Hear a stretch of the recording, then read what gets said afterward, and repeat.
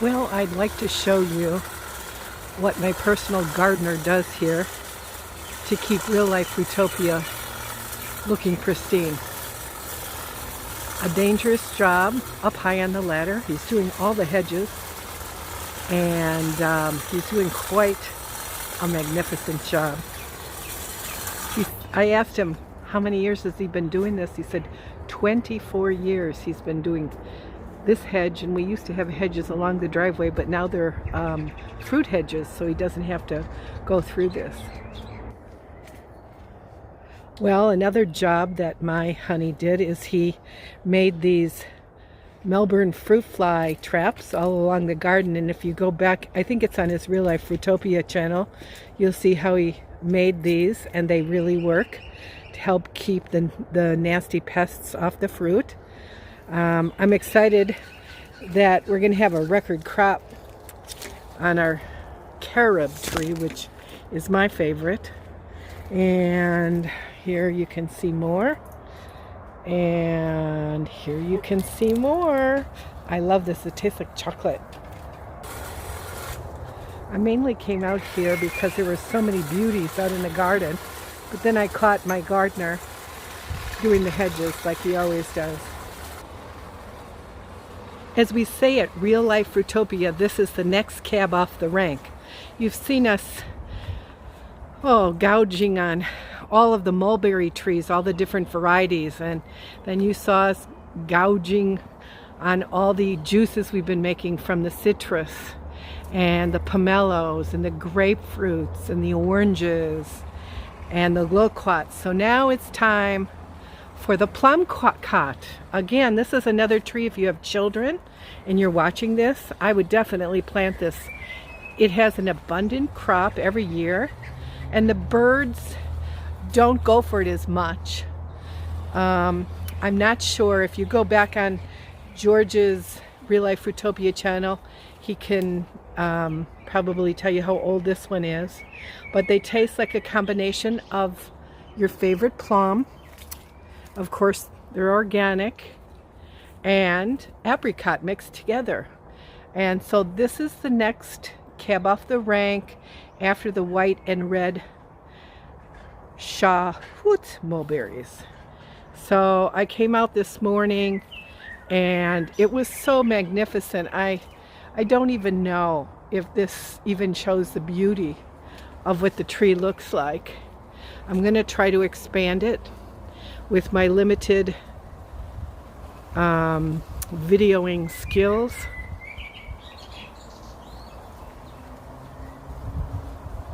Again, I would probably put this in your top 10 if you have children. It grows quickly. It doesn't have that many pests. I'm going to pick a lot today to make some plum cot jam along with loquat jam. And I've been making ice cream off the mandarins. I have a really great recipe for mandarin ice cream. So there's many ways to use your fruit. Beautiful. You can probably hear George doing the hedge in the background. Yes.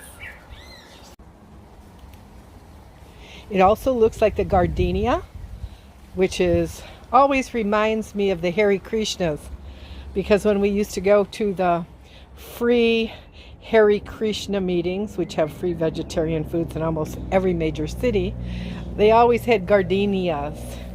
So I always think of the Hare Krishnas when this blooms. It is such a magnificent fragrance. Because I'm a people person, I think of people a lot when I see fruit or just things that remind me of people. Like I have a friend that when I see popcorn, it reminds me of Judy Zeiser. We were in business together many years ago. When I see the white sapote, I think of Ping because she loves white sapotes, our friend Ping. And when I see this Vietnamese pomelo, I think of my friend Tracy.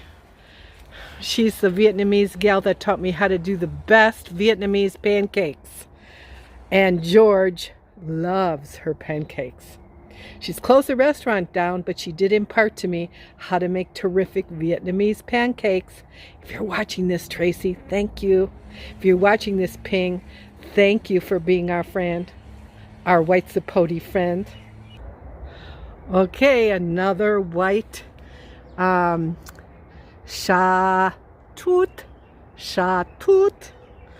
How I remember this tree is the Shah in Iran. Iranians like this mulberry. It's like sugar, and it's another one. It's a long white. I would probably recommend, if you have a small yard, and George has probably told you this before, this is another one probably in my top 10 for children, because it's like candy and they'll remember this for the rest of their life. White Shatut, not hoot. Or wait a minute, now I'm getting mixed up. Shatut, yeah, toot. Okay, I'm going now to show you what George has done in our driveway. Okay, I know you guys watch Real Life Fruitopia, so you probably know what's going on here. Corn and eggplant, but George has decided to take this part of the driveway and turn it into an amazing pumpkin patch, and watermelons and more pumpkins. And I was so excited when I saw all the beautiful blooms on the pomegranates. These come in spring. And the wampi tree from Southeast Asia, China, maybe it's Guangzhou, China. I'm not as up on it as George. I'm learning. But the wampi tree, this is the oldest one, and it is a beautiful fruit. It's got all kinds of flowers and bees buzzing around it. And these are all different varieties of pomegranate. I have memories of Illinois having my first pomegranate as a 12-year-old, and I just fell in love with pomegranates back then. I mean, you didn't really see very many, but it was such a unique, odd kind of fruit. So the pomegranates are really crazy. And then we get the benefit of the neighbors. One that just came up by seed, and they hang over. And this is the wonderful variety, and these are beautiful. The flowers, the bee is in there. He's doing his job. I was trying to zoom in, but okay, try to zoom in. Let's see if I got him. Oh, that's a little blurry. I'm trying to make it so you guys can see it. I think George is doing the happy hedge dance. Yay. He's almost done. Another year, another hedge trim. I'm doing your cheerleading rah-rah shish kumbah here. Oh, you're doing really good, honey. We're done. Good job. Perfection. It's the ladder that's heavy too. Yeah, this is the astringent persimmon that's coming in the fall. You can see all the beautiful flowers.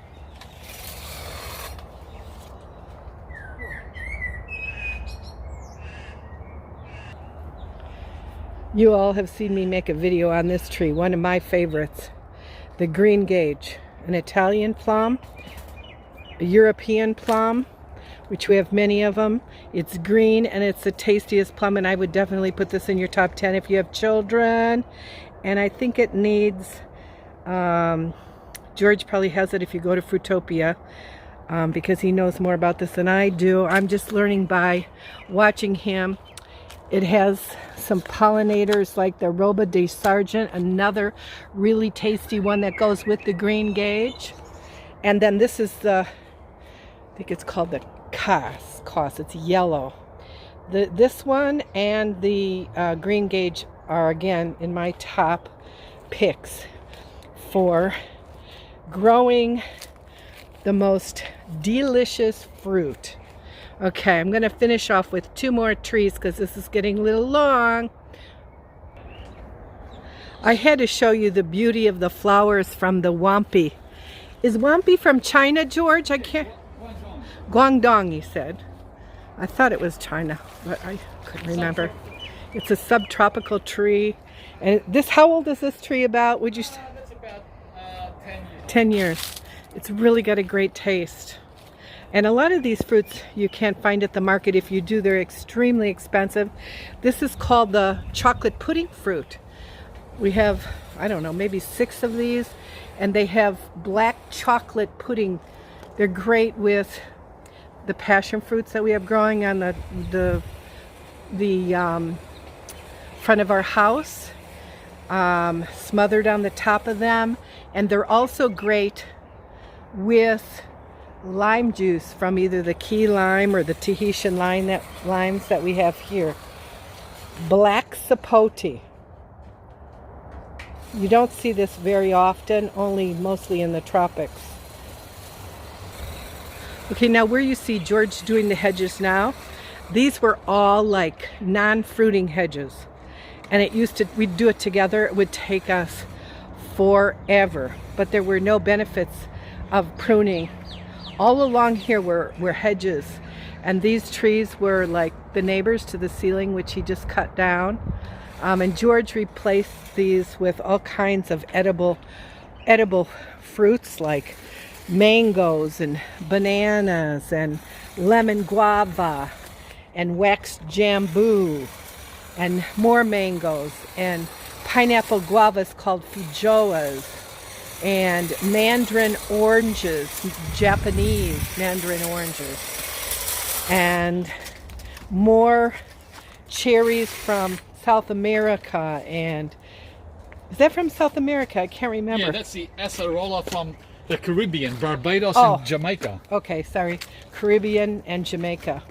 Mandarin, and he's cutting off a lot of the feijoas because they're sticking out, but we've got very many fruits coming both in the front and the back. Again, these were all hedges before with no ornamentals. All ornamentals, no fruit. Like that. Yeah.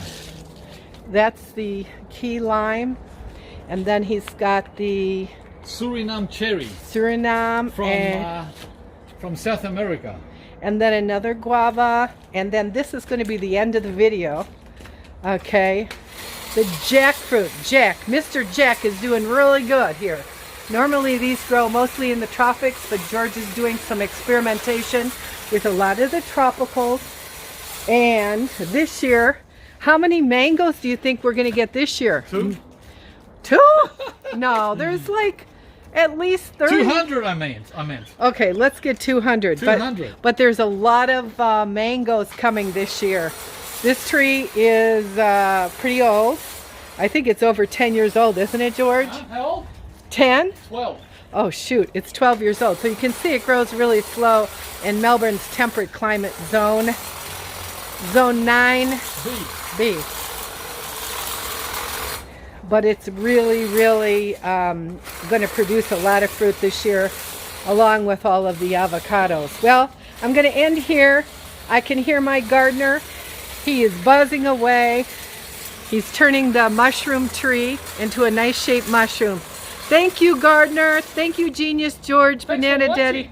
Thanks for watching me share my magnificent real-life Fruitopia on Real Life Funtopia. 5-day beach bliss coming up tomorrow. Yes, 5 days of beaches, guys. Hey, thanks for watching. Don't forget to like, subscribe, and share. And by you doing this, it goes through the algorithm so people can be inspired and encouraged to grow their own food forest. Thank you for watching. Bye-bye. Bye-bye. This is the bay leaf tree in the banana circle, and what I'm most excited now is it's our time to do the spring cleaning out here so that we can enjoy the outdoors more. There's a lot of cleaning to do. So just like the hedges were a big project, this is a huge project of washing down, cleaning, getting rid of all the spiders. We have a lot of spiders. But I love walking out now and seeing all the beautiful bougainvilleas that we've had for years. We've got a gold, a variegated one here, a violet colored bougainvillea, a light pink, and a dark pink. This one here hasn't flowered yet. Yeah, is just a beautiful day at Real Life Fruitopia. And then the burgundy colored bougainvillea.